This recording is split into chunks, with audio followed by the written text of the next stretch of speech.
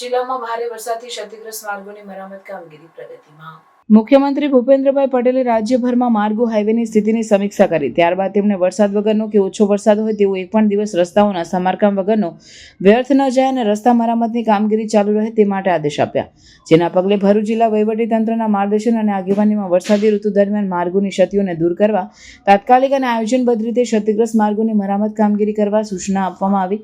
જે મુજબ શહેર અને જિલ્લામાં રસ્તા રિપેરિંગ, રિસર્ફેસિંગ, મેટલ વર્ક કામગીરી હાથ ધરાઈ હતી, જેને અનુસંધાને માર્ગ અને મકાન વિભાગ દ્વારા ટંકારિયાથી વરડિયા, પાલેજ, ઈખર, સરફાણ રોડ, વાગરા, ગંધાર, જંબુસર, સમની વગેરે જેવા માર્ગોની મરામત કામગીરી પ્રગતિમાં છે।